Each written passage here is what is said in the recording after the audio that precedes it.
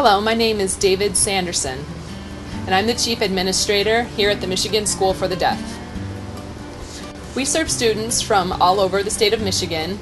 We have some students from your area, Muskegon, Michigan, and the age range, the youngest student we have right now is about 3 years old. We serve students who are up to age 26, but right now the oldest student we have is 21.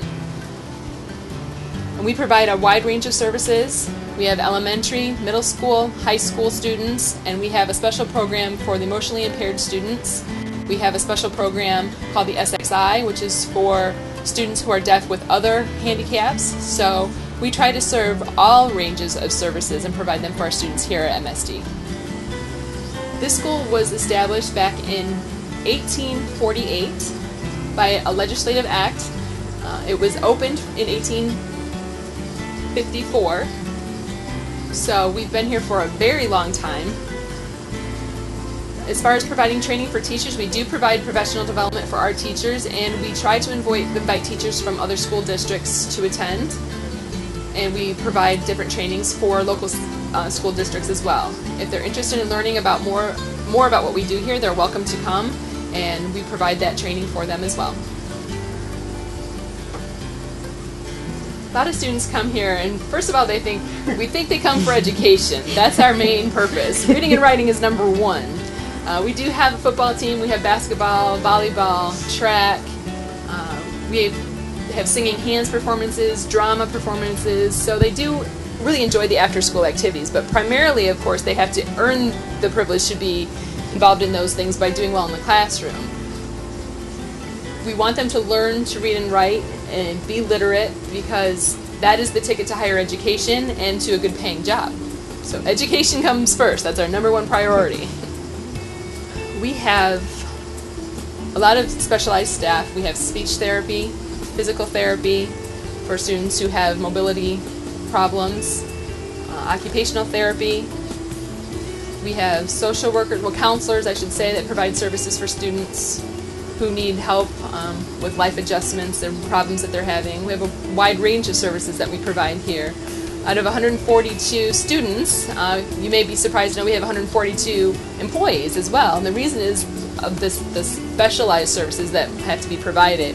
When we have an IEP meeting, if special services are required, we provide those. And for a student who is deaf and also has a visual impairment, we make sure that they have an appropriate interpreter who knows how to communicate with a student who has a mild vision loss to be able to meet their needs. So it just depends on the services that are required, and we design the program to meet the student's needs. Well, some parents, when they're looking for services, we encourage them to check with their local programs and to also come and look at our school because of the services that are required. If their local areas can meet their needs, sometimes the local districts don't provide the services that are, maybe they don't have a qualified teacher or speech therapist or other support services that might be needed, but those programs are available here at MSD. So we like to offer a range of services, and we want parents to consider all of their options. If their needs can be met locally, then that's fine, but maybe their needs would be better suited here. We provide fluent American Sign Language instruction as well as English literacy. So we want them to look at our program and tour the facilities and make sure that we would be providing the programming that would suit their child's needs.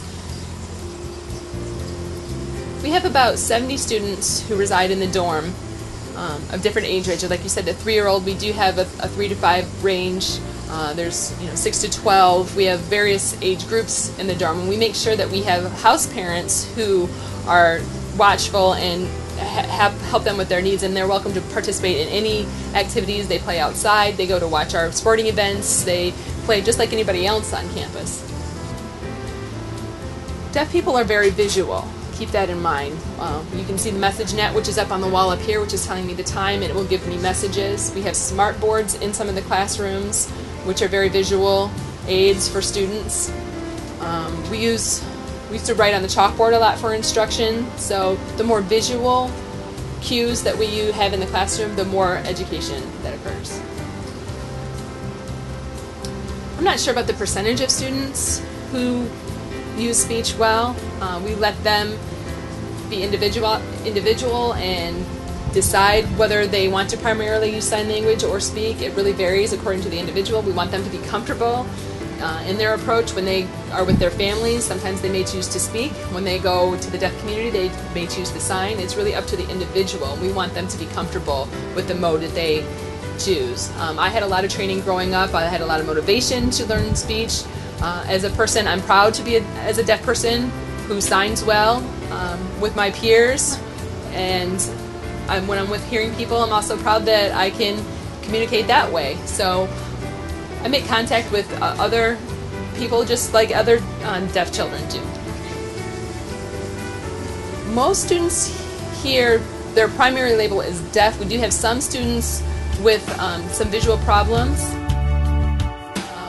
We sometimes have interpreters who work tactilely with these students. There are a few students who are deaf and have some sort of visual impairment. Sometimes they can't see far away, but you can see closer up, or they may have to rely on tactile interpreting. Some students do take college preparatory classes. Some prefer to go to vocational trainings. They may go to the local skill center. We have transition plans that start in the 7th grade with all of our students to make sure that they're taking the courses that they need and providing community service opportunities so that they can meet their goals. So certainly we have some students who graduate and go on to Gallaudet or to community colleges or higher education facilities of their choice, and we encourage that. We want them to work up to their potential in whatever career interest they have. We try to prepare them by providing the classes that are needed for a successful future. No, there's no charge to the parents to attend. When students come here, we submit tuition to their LEAs in their local districts. They don't have to worry about after-school costs in the dorm or anything. That is covered by federal costs. So all of the services that I've listed through the school district pays for the tuition. That's what it basically boils down to, is the tuition cost.